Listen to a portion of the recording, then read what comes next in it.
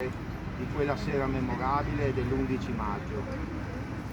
Era una sera così bella, così tiepida e serena, che parea fatta dei colloqui d'amore, delle solinghe fantasie, delle allegre serenate in natura. Invece, fra tanta calma di cielo e di terra, di un incanto sì poetico di vita e di primavera, una grande repubblica si sfasciava come un corpo marcio di scorbuto. Moriva una gran regina di 13 secoli, senza lacrime, senza dignità, senza funerali. I suoi figlioli o dormivano indifferenti o tremavano di paura. Essa, ombra vergognosa, vagolava per il Canal Grande, in un fantastico Bucintoro, e a poco l'onda si alzava e Bucintoro e Fantasma scomparivano in quel liquido sepolcro. Fosse stato almeno così.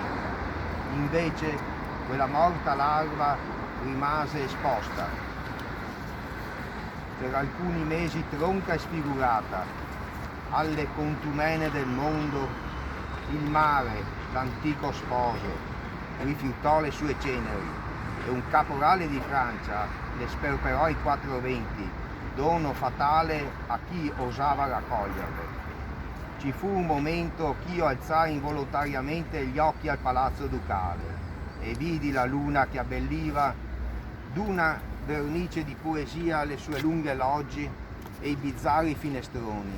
Mi pareva che migliaia di teste coperte dell'antico cappuccio marinaresco o della guerresca celata sporgessero per l'ultima volta da quei 1000 trafori i loro vacui sguardi di fantasma.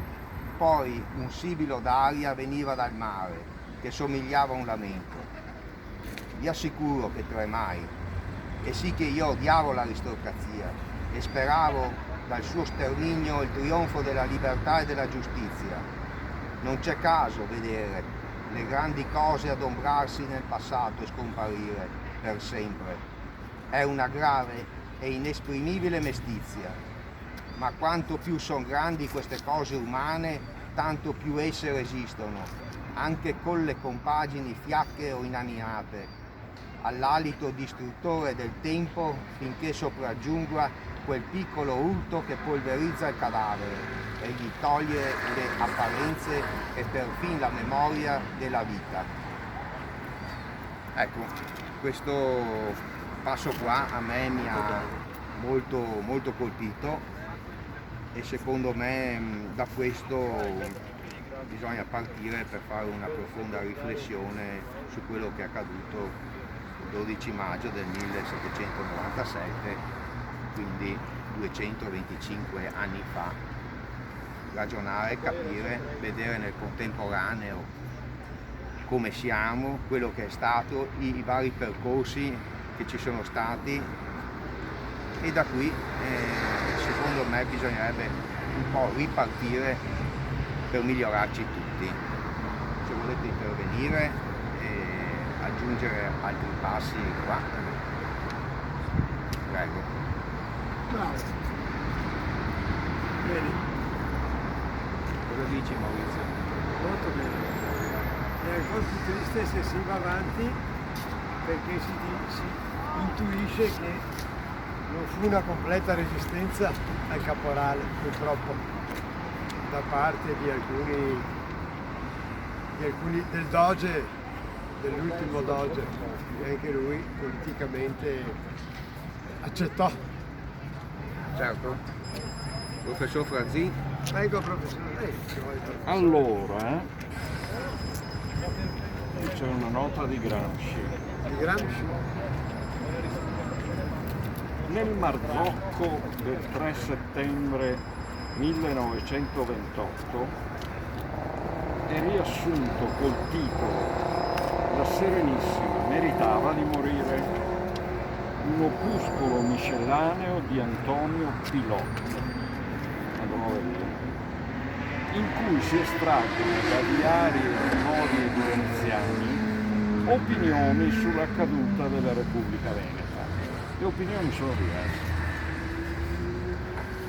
La responsabilità del patriziato era idea fissa delle classi popolari. L'ultimo doge, Lodovico Manin, racconta in certe sue memorie, la cosa arrivò al grado che passando un giorno per una corticella di San Marcuola, una donna conoscendomi disse: almeno venisse la peste, che così moriressimo noi altri, ma morirebbero anche questi ricchi che ci hanno venduti e che sono cagione che moriamo di freddo e di fame. Il vecchio desistette dalla passeggiata e si ritirò.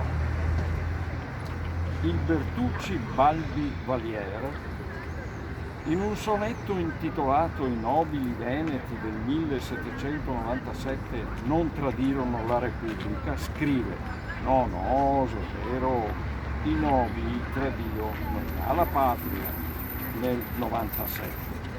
Ciò che significa quanto profonda fosse la convinzione e come si cercasse di combattere. Amen. Professore, buonasera. Buonasera. Un altro che c'ha qua. Dove sei a banca? Dove sei che te hai imparato a avvocare? Dimmelo, Ha tutte le ragioni per dichiarare. Ma io è evidente che ho tutte le ragioni. Però ci saremo. Tra poco. Quando? Tra poco. Ma se non te hai neanche imparato a avvocare? Beh, insomma, non ho pretese di Guarda che essere... queste sono persone serie. Buonasera. Buonasera, Emilio buonasera. Ciao Emilio. Montana. Sono un suo discepolo, però Balle. purtroppo, purtroppo dei peggiori. Balle. È arrivato giusto Però- per commentare però il ho Nievo. un'ammirazione incondizionata. Sì, si accava così. Che... Per lui è un'amicizia e una stima particolare per il signor Gruppo. sì. Però mi aspettavo a Maurizio qui. Aveva altro annunciato la sua bianco. presenza o no? Facendo un commento, sarebbe interessantissimo poter andare appunto Posso a abbracciarti? sentire se ci sono voci delle persone che hanno subito, no? Che praticamente non hanno potuto fare nulla in quel momento là contro la stragrande prepotenza dei nomi che hanno venduto Lo Stato. per loro stessi, insomma, per il loro tornaconto. Beh, ricordiamo che anche il Nievo cita per esempio il caso di Francesco Pesaro. Quanti, Francesco di Pesaro, quanti è vero. soldati disponevano nel 97? La Repubblica è piena di soldati. Ma certo aveva anche un'ottima flotta ancora, aveva ma anche i un'ottima soldati flotta. Sul Nievo è Le, citato scusa, 15.000 le Pasque schiavi. veronesi uccidono 400 francesi.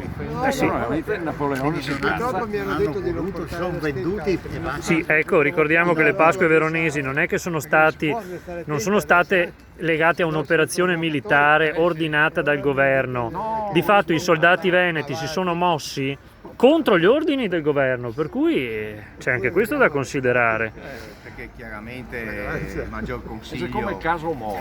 Tutti sapevano essendo che allo era, ma nessuno sbando, andava l'esercito non ha avuto un coordinamento di reazione contro le truppe napoleoniche. Ecco, dicevamo chi ha provato ad opporsi come nobili. Nievo cita il caso di Francesco Pesaro, sì.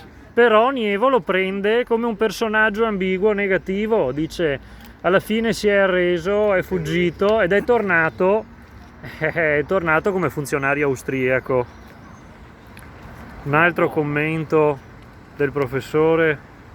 Mentre Marx di questa nobile Repubblica Veneta dice le bassezze del sistema di rapina veneziano, ha le sue opinioni. Bassezze del sistema di rapina. Anche Marx è intervenuto su questa questione. No, sulla Repubblica sì, Sulla la banca. Potremmo anche